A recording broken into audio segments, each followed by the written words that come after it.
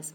So today I'll be reviewing you the puzzle that was presented to the BBC Chess Masters players in Chess Masters Endgame. And this is a very interesting puzzle. I remember watching it from a balcony and thinking, wow, I really don't want to be in their position, but I wish I could be in their position in terms of solving this puzzle without any consequence. So the puzzle is very simple, but very complex at the same time, because remember, you only have 2 minutes to solve this puzzle. You have black pawns on a chessboard and they're placed on G2, F3, E2, D1, B1, B2, B7, E7, F7, and H7. God.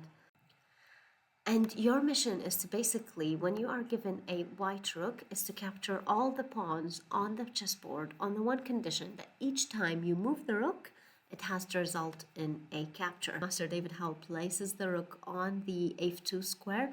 Your rook has 3 places to go. It can either go to F3, it can either go to G2, or it can either go to E2.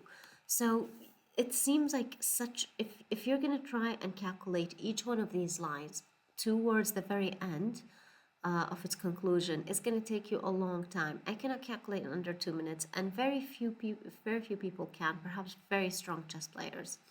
So instead of calculating each line and thinking, right, if I capture on G2, capture on E2, capture on B2, which line is going to result in every move resulting in a capture, think about which pawn should you capture at last.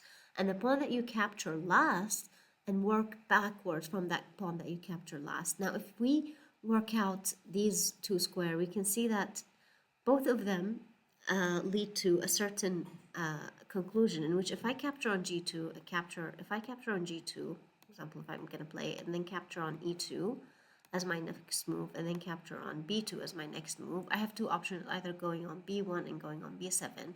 I realized something very quickly. If I capture on B1, then the only pawn in the capture on D1, I realized that D pawn is a pawn that if I capture, I cannot make any other capture. Therefore, D1 is a pawn that I should capture last, and from D1 I can work myself backwards.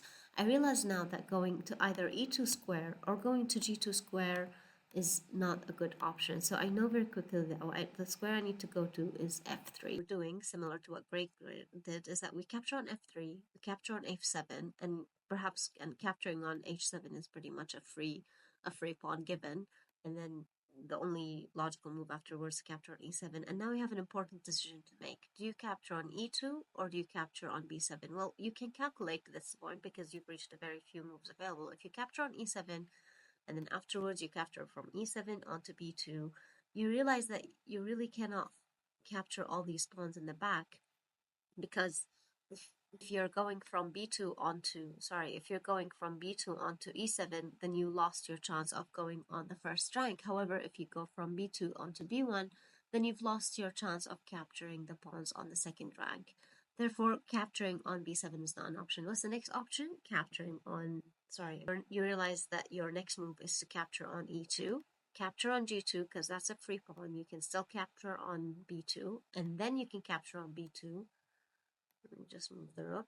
And here's very important. In order to be able to capture all pawns on the board, you have to go back to B7, capture on B7, then go back to B1, capture on B1, then the final pawn is captured on D1, which is, as mentioned earlier, should be the final pawn that you did. Now that you have managed to know how to solve this puzzle, I hope you enjoyed it. Please tune into the show and subscribe to my channel below, because I'll be posting more videos about BBC Chess Masters Endgame. Thank you for listening.